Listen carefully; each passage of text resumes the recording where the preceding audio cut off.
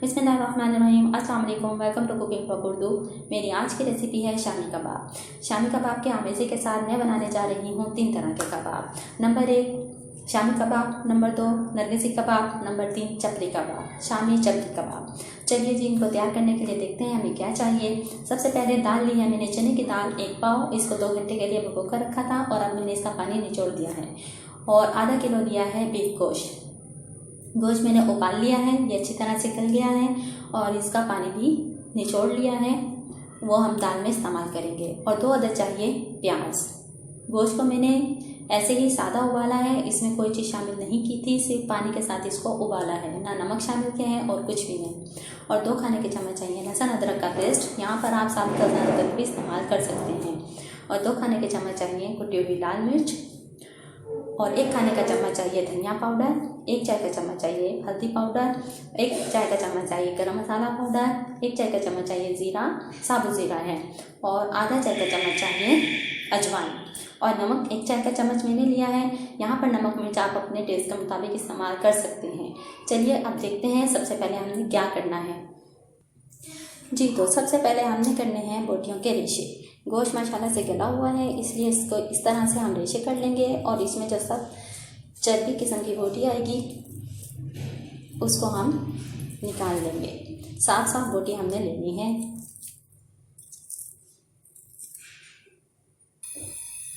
ये लीजिए, ये रेशे हो गए हैं और इसमें से ये चीज़ें मैंने निकाल ली हैं। अच्छे, सबसे पहले हम लेंगे एक बर्तन, इसमें सारे रेशे शामिल कर देंगे, दाल शामिल कर देंगे,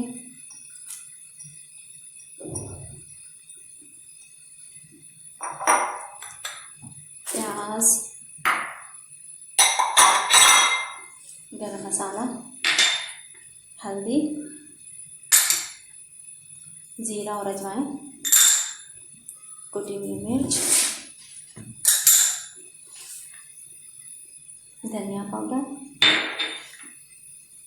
और नमक हस्बे ज़रूरत, लहसुन अदरक का पेस्ट 2 खाने के चम्मच,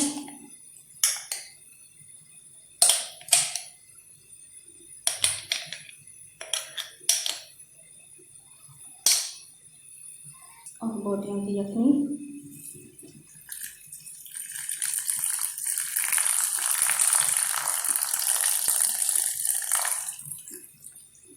तकरीबन ये आधा गिलास था और आधा गिलास ही पानी शामिल करेंगे।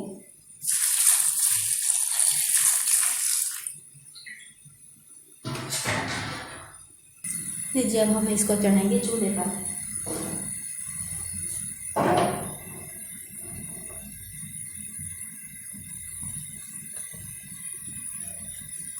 चम्मच चलाने के बाद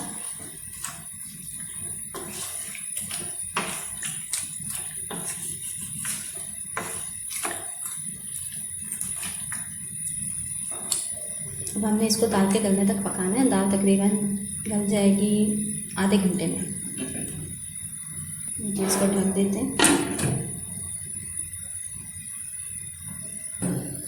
लीजिए, इसको उबाला आया है और अब ये आधे घंटे के लिए धीमी आंच पर पकेगा। लीजिए, अमेज़ा हमारा तैयार हो गया है, ये खुश्क हो गया है, दाल भी गल गई है। बस अब हमने इसको पीसना है। मैं इसका चॉप नहीं करूँगी, मैं इसको सिल पर पीसेंगे या फिर ओखली मुखली में, मतलब कुंडी सोटे में। और मैं इसको कुंडी सोटे में पीसने वाली हूँ, इसलिए अब मैं इसको पीस कर आपको दिखाती हूँ। नीचे अब इसको पीसते हैं। बिस्मिल्लाहिर्रहमानिर्रहीम। अगर हम इसको चॉप करेंगे तो इसके रेशे नहीं बनेंगे, मुझे इसके रेशे चाहिए। अब मैं इसको पीस लेती हूँ, फिर आपको पिसा हुआ दिखाती हूँ। लीजिए, मसाला पीस कर तैयार हो गया है। अब हम इसमें शामिल करेंगे हरा धनिया बारीक कटा हुआ, हरी मिर्च बारीक कटी हुई 10 अदद,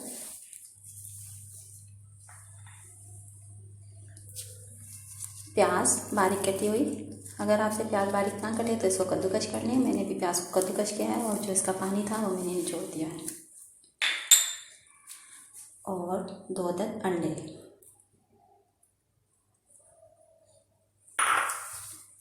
अब हम इसको मिक्स करेंगे।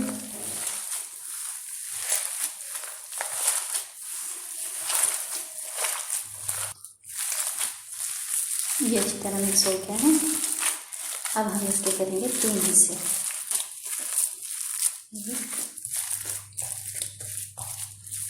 ये लीजिए, एक हिस्से के तौर तैयार करते हैं शामी कबाब।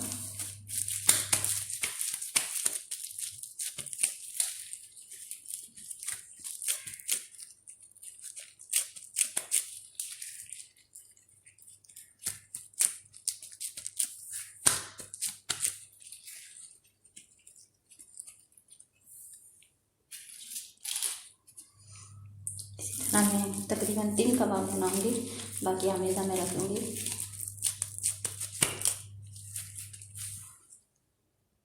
लीजिए 3 बन गए शामी कबाब। और हम अब बनाएंगे नरगिसी कबाब।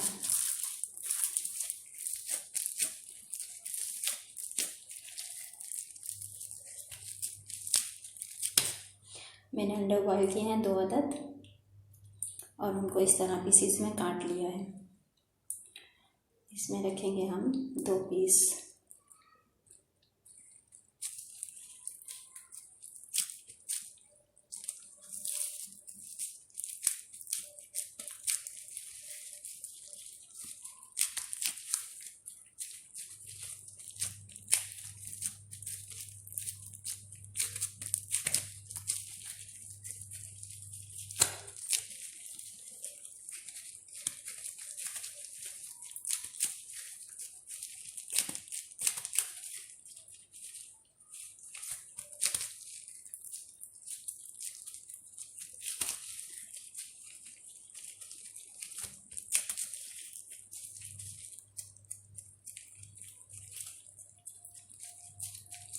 इनको अंडे की शेप दे लेंगे।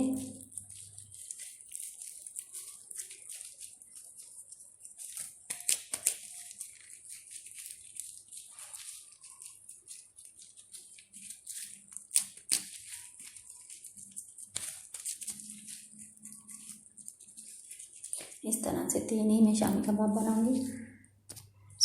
इसी तरह से मैं 3 नरगिसी कबाब बनाऊंगी। लीजिए नरगिसी कबाब बन गए हैं। अब हम ये तरफ करेंगे, ये लेंगे और इसमें शामिल करेंगे 1 टीस्पून पिसा हुआ मोटा पिसा हुआ साबुत धनिया और ज़ीरा, और 1 चाय का चम्मच अनारदाना, इसको भी मैंने मोटा पीसा है, और 1 छोटी प्याली टमाटर। अच्छी तरह से मिक्स करेंगे।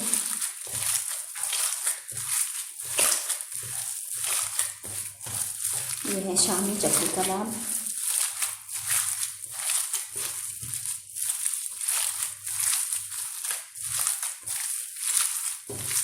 इसको अच्छी तरह मिक्स कर लेंगे। ये मिक्स हो गया है। बस अब इसमें भी हम 3 चटनी कबाब बनाएंगे।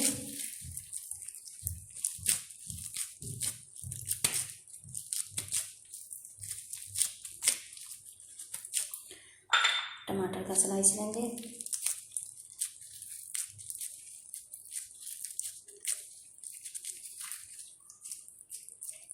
टमाटर को हमने थोड़ा इसमें अंदर की तरफ दबा देना।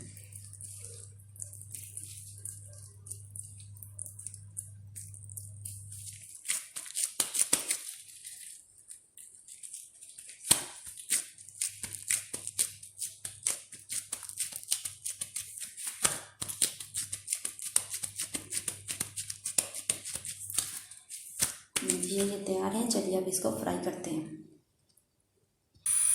हम इसको तवे पर फ्राई करेंगे। तवा गरम करेंगे और उस पर ऑयल डालेंगे।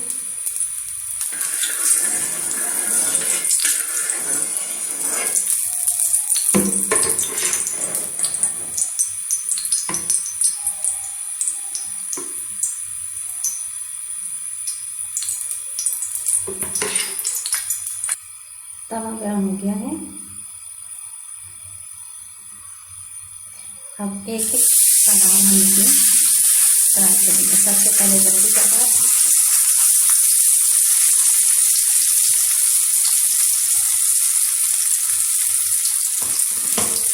इसके साथ ही दिया है लड्डू की कबाब